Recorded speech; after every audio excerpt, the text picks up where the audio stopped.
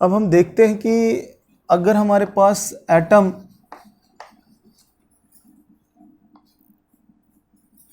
PbSn vanadium, titanium, vanadium, chromium, manganese है, तो ये मेटल है, इनकी मिनिमम ऑक्सीडेशन नंबर और मैक्सिमम ऑक्सीडेशन नंबर देखें तो Pb की +2, Sn की +2 +4 +4, टाइटेनियम की +2 +4, वेनेडियम की +2 +5, क्रोमियम की +2 +6 और मैग्नीज की +2 +7।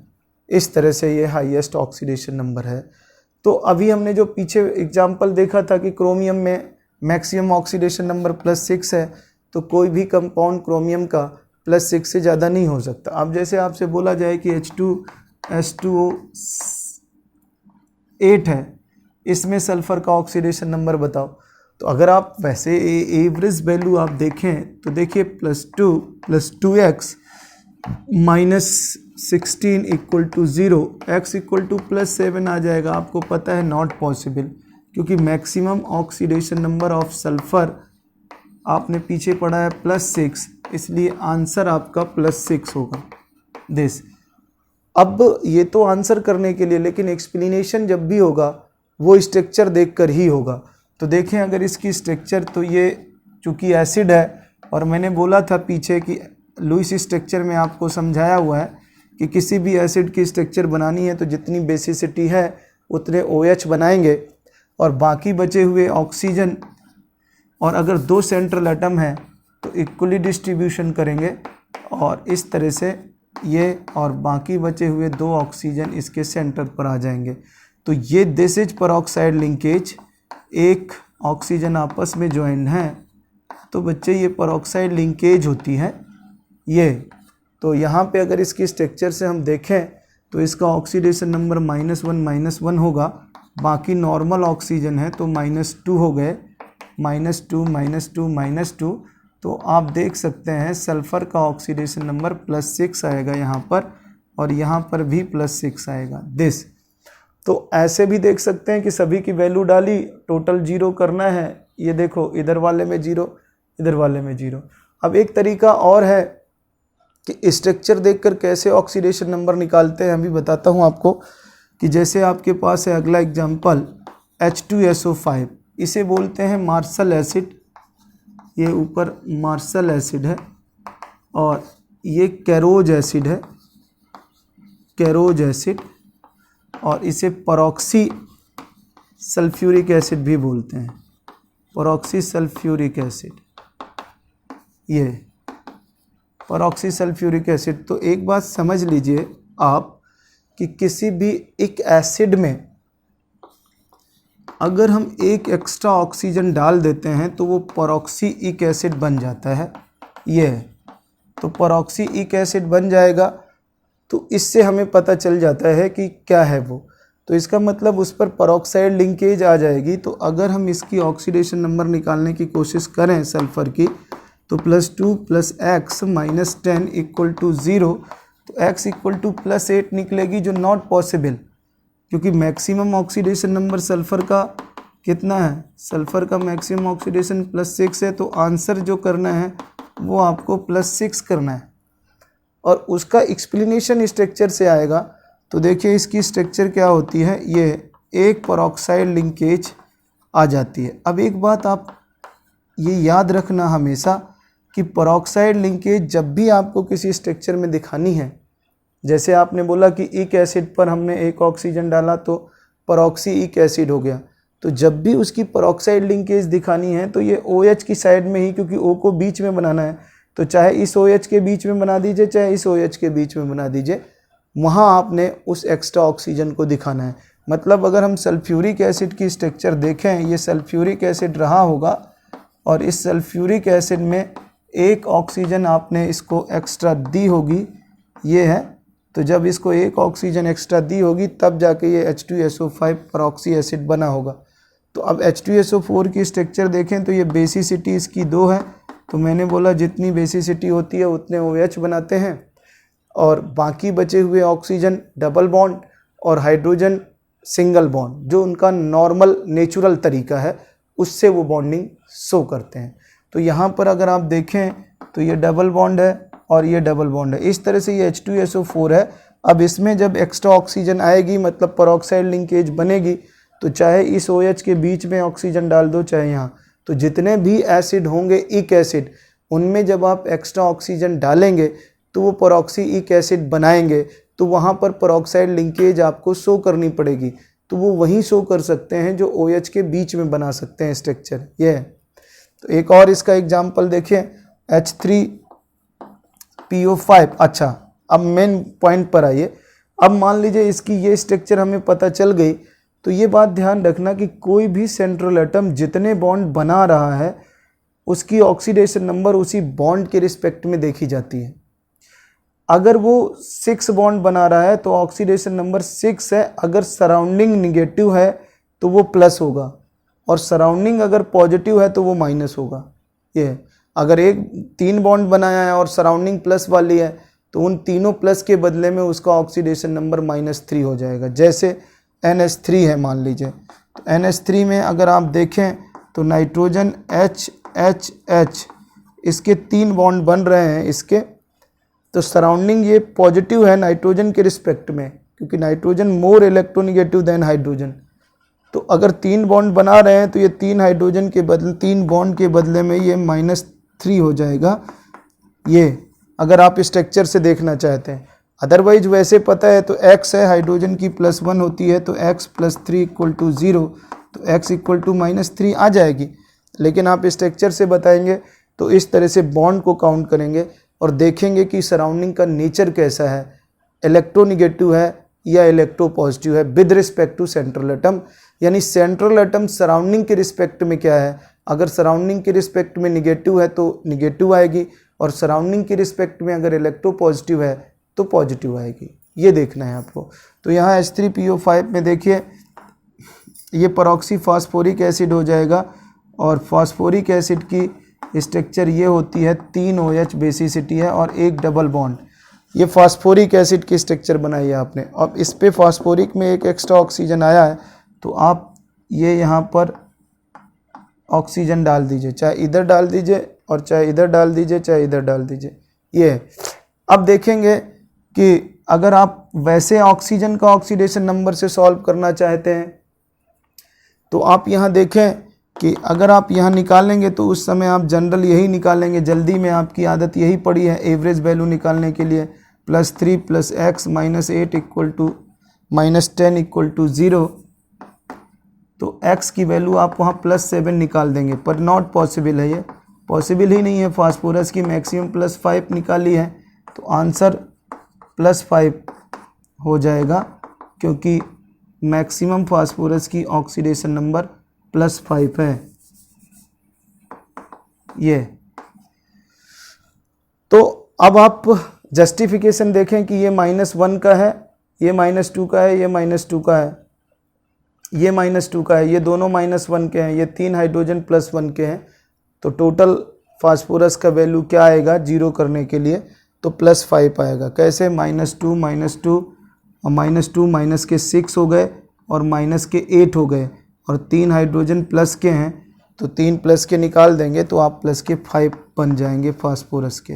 एक तरीका वही जो नॉर्मल आपका है कि हम जिसकी निकालते हैं x मानते हैं, बाकी की वैल्यू पुट करते हैं। अगर हम यहाँ पर देखें कि हम बॉन्ड से देखना चाहते हैं, तो देखो इस फास्फोरस ने 1 2 3 4 5 बॉन्ड बनाए हैं। स्ट्रक्चर से देखकर ऐसे निकाली जाती है।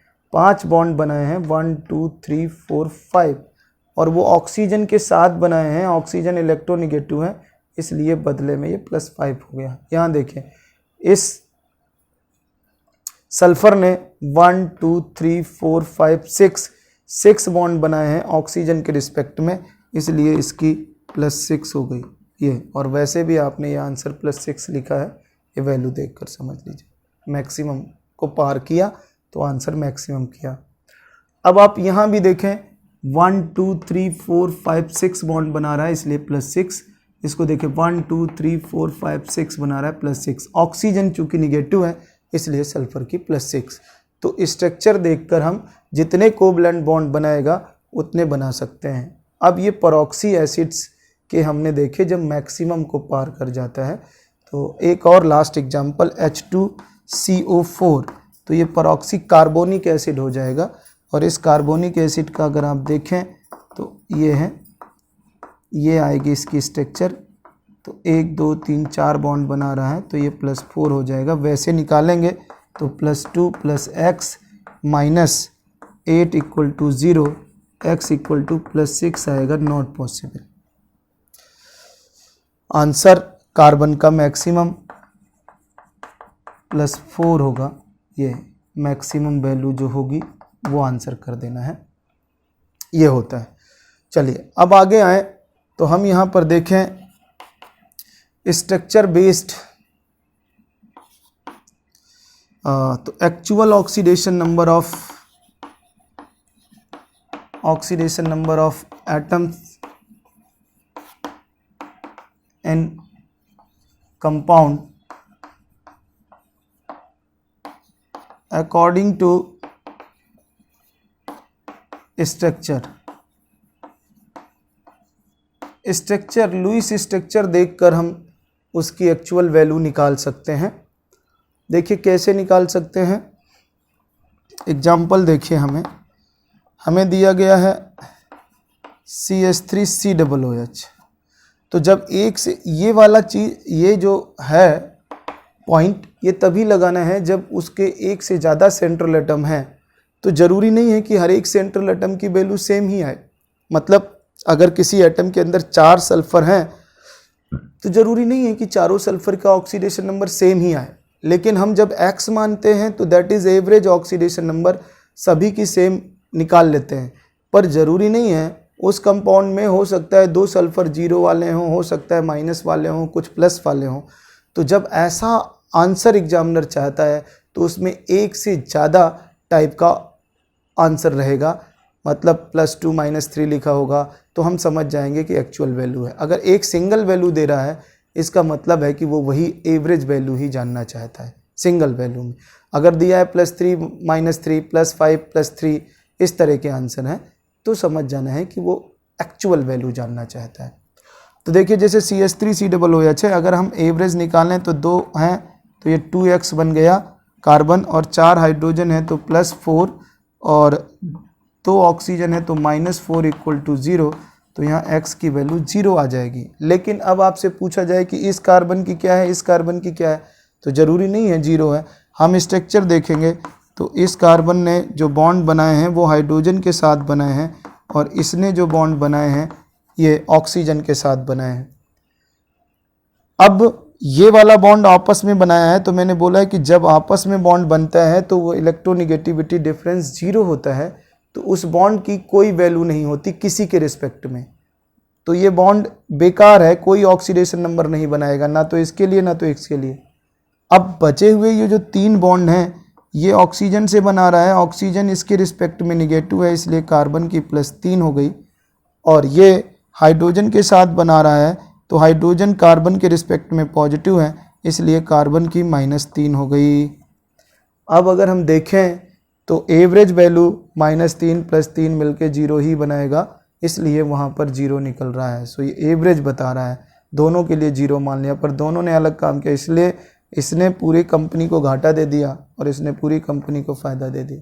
ओवरऑल 0 है।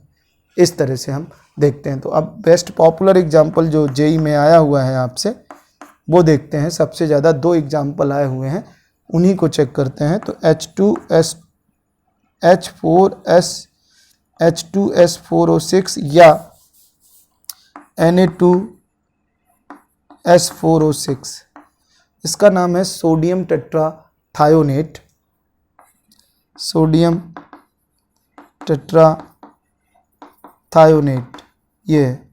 अब आप इसकी स्ट्रक्चर से देखें, वैसे आप इसमें वैल्यू निकालेंगे तो +2 + 4x - 12 = 0, तो x की वैल्यू 2.5 निकलेगी, यानी कि आपने हर एक सल्फर की वैल्यू 2.5 दे ली। तो जहाँ भी आपकी वैल्यू फ्रैक्शन में निकलेगी तो समझ लेना कि लॉस ऑफ इलेक्ट्रॉन या गेन ऑफ इलेक्ट्रॉन कभी फ्रैक्शन में नहीं होता। लेकिन जब 3 एटम मिलकर 10 इलेक्ट्रॉन ले रहे हैं या 4 एटम मिलकर 10 इलेक्ट्रॉन गेन कर रहे हैं या लॉस कर रहे हैं, तो एक एटम के रिस्पेक्ट में तो 10/4 ही होगा। तो वो एवरेज होता है जब भी फ्रैक्शन में आता है। ये इसका इंडिकेशन है कि फ्रैक्शन में वैल्यू आ रही है, एक से ज़्यादा सेंट्रल एटम है, इसका मतलब है कि उनकी अलग अलग वैल्यू होगी, वो एवरेज वैल्यू फ्रैक्शन में आ रही है, ये मतलब होता है। तो यहाँ देखें कि इसके पास 4 सल्फर हैं, लेकिन हर एक सल्फर की 2.5 वैल्यू नहीं हो सकती, क्योंकि हर एक सल्फर ना तो 2.5 इलेक्ट्रॉन लॉस कर सकता ना गेन कर सकता। तो यहाँ पे प्लस का आ रहा है, इसका मतलब है कि प्लस 2.5 है, तो इसका मीनिंग ये दिखना चाहिए कि 2.5 इलेक्ट्रॉन लॉस कर दिया।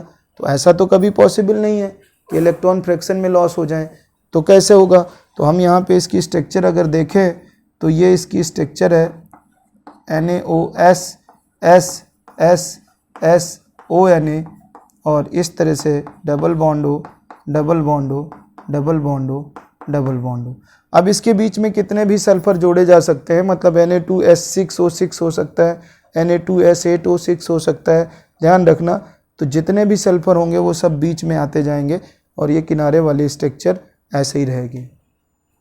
तो अगर हम देखें यहाँ पर, तो ये सल्फर आपस में बॉन्ड बना रहा है, इसने आपस में बॉन्ड बनाया, इसने आपस में बॉन्ड बनाया, तो इन बीच वाले सल्फर का ऑक्सीडेशन नंबर 0 0, क्योंकि इन्होंने किसी दूसरे के साथ बॉन्ड नहीं बनाए, आपस में बॉन्ड बनाए।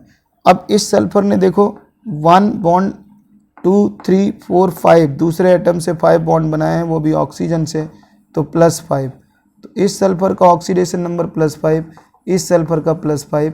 तो जेई में यही क्वेश्चन आया था कि what is the difference between oxidation number of 2 sulphur in this, तो 5 का डिफरेंस है, या what is the actual oxidation number of all sulphurs, तो 5 0 0 5। ये दोनों कुछ भी काम नहीं करते, ये घर में पड़े सोते रहते हैं। सारा कमाई का काम इन 2 सल्फर ने किया, पर मज़ा ये चारों ले लेते हैं जब इसकी एवरेज वैल्यू निकालते हैं 2.5। इन सभी की नेट ग्रोथ, सभी की इनकम 2.5 मान ली गई है, लेकिन काम 2 लोगों ने किया है, ये होता है। तो इस तरह से ये एक्चुअल ऑक्सीडेशन नंबर है। और भी कई एग्जाम्पल्स हैं, लेकिन ये सबसे ज़्यादा पूछा गया जेई में। और दूसरा एग्जाम्पल ये Na2S2O3, तो इसका देखें तो NaOSONA और ये S और ये O। तो इस सल्फर को देखेंगे तो इसके यहाँ पर जब देखा आपने, so it is not a covalent bond, ये डोनेट कर रहा है। तो ध्यान रखना कि जब कोऑर्डिनेट बॉन्ड होगा कहीं भी, तो लेने वाला -2, देने वाला +2। तो इस बॉन्ड के बदले में, इस सिंगल बॉन्ड के बदले में इस सल्फर का वैल्यू +2 हो जाएगा, केवल इस बॉन्ड के बदले में। और बाकी 1 2 3 4 बॉन्ड ये हैं, तो these 4 bonds with electronegative atom oxygen, तो इन 4 बॉन्ड के बदले में -4 हो गया, और इस बॉन्ड के बदले में +2 हो गया, इस 4 बॉन्ड के बदले में +4 और इस बॉन्ड के बदले में +2, तो ओवरऑल +6 हो गया। तो ये Na2S2O3 में आपसे पूछा जाए कि सल्फर का ऑक्सीडेशन नंबर क्या होगा, तो आंसर करेंगे +6 और -2 होगा।